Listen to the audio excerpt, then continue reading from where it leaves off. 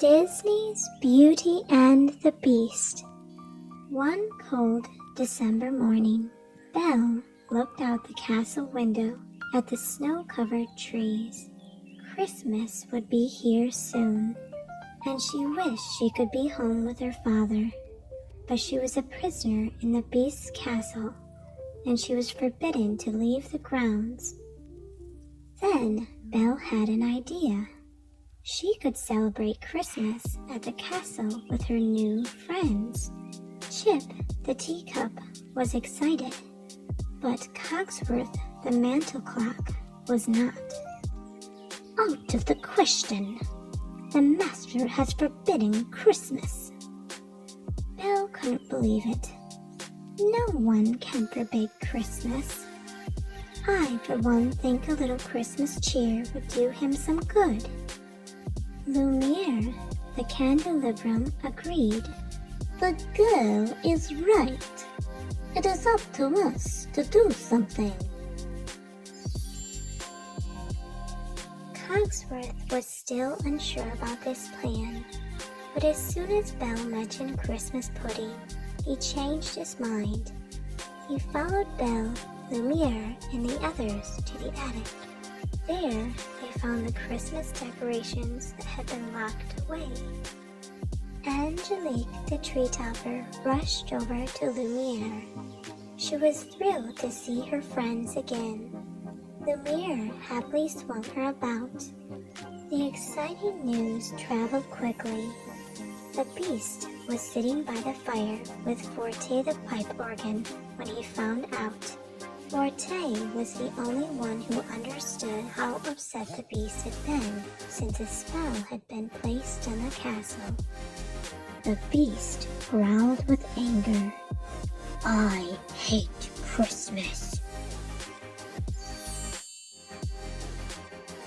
The Beast had once been a handsome prince, but one day he had been put under a curse by an evil enchantress.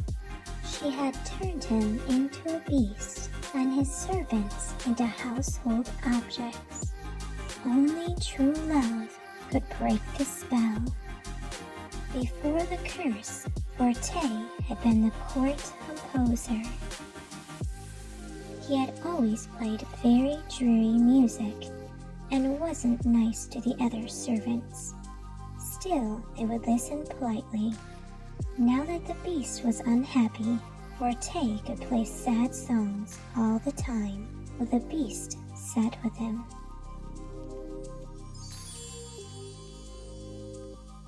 Meanwhile, Belle and her friends started to plan their celebration. They began by making a whimsical Christmas tree out of kitchenware. Chip could hardly contain his excitement. We're gonna have the greatest Christmas ever! With the help of the enchanted objects, Belle hung ornaments around the castle. It was finally starting to look and feel a little more like Christmas. Next, it was time to find a Yule log. Belle went to the boiler room and looked around. Finally, she found one she liked. She was just about to head back upstairs when the Beast stormed in. He swatted the log out of her hands. Belle stepped back, surprised. It's a Yule log. It's a wonderful tradition. Everyone in the house touches it and makes a Christmas wish.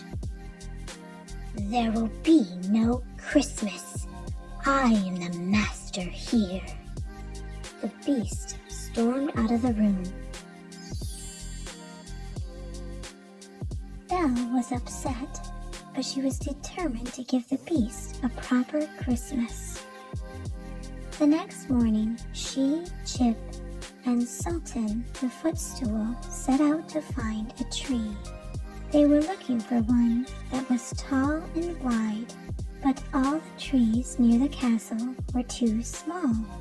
After much searching, Belle decided to bring back one of the small trees.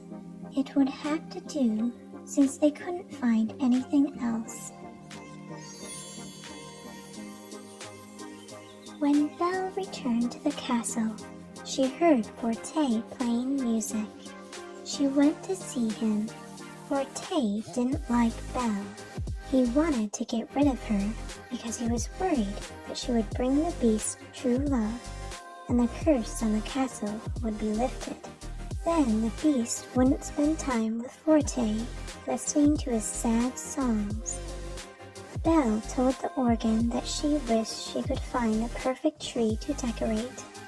Forte suggested that she go into the Black Forest, even though he knew it wasn't safe.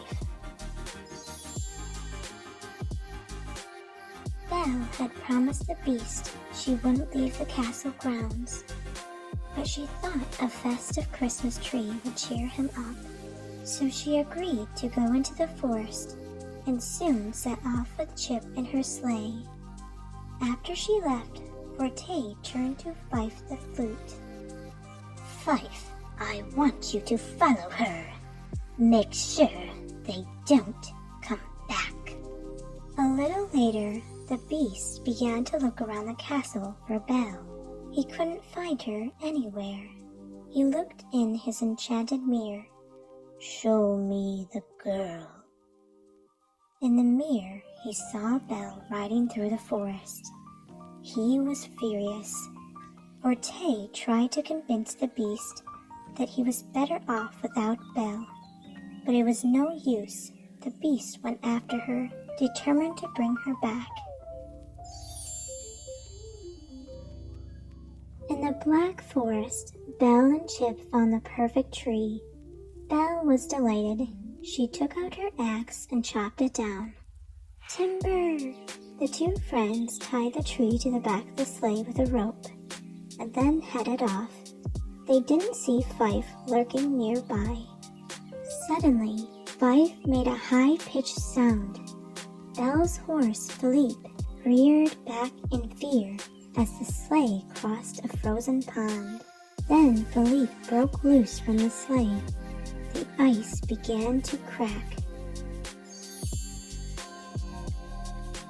Belle gasped at the teacup, and the tree fell into the water. "Chip!" She took a deep breath and dove in. She searched frantically for Chip. Finally, she grabbed hold of him. Belle swam to the surface. Just then, Cogsworth and Lumiere arrived. They had been looking all over for her and Chip. Belle put the little teacup safely on land, but she had gotten tangled up in the rope attached to the tree. All of a sudden, she was pulled back under the water. At that moment, the beast arrived. He roared with fury and then jumped into the water. The enchanted objects waited nervously on land. Belle was sinking fast, but the beast swam as hard as he could and saved her just in time. The beast brought Belle back to the castle. When they returned, he locked her in the dark, cold dungeon. "You said you'd never leave." Belle sat huddled against the wall. "I wasn't trying to leave. I just wanted to make you happy." But the beast wouldn't listen. "You broke your word, and for that, you will rot in this dungeon forever." Then he slammed the door behind him. Belle cried quietly. "I should have known. You'd never be anything but a beast."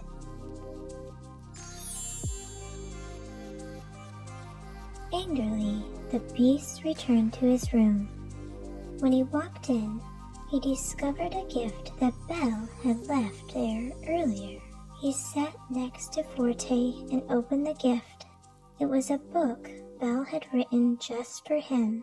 The beast read the story and realized that Belle had seen through his sadness and anger. She knew that deep down he was good. The beast stood up and ran to the dungeon. He unlocked the door and walked inside, holding the book.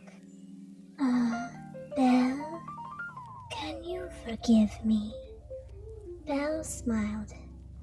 Of course, Merry Christmas! All the enchanted objects cheered. But Forte was not pleased. So, Beast gets girl, and it's happy ending for everyone. Enchantment lifted, and Forte fades into the background. No longer important, no longer needed. I think not. The jealous organ blasted his music throughout the castle. The walls shook, and windows shattered. Belle and the enchanted objects were frightened as the castle floor split. Luckily, Belle managed to find a piece of wood to make a bridge. She led everyone to safety. The beast ran into Forte's chamber. Forte, enough! But the organ wouldn't listen.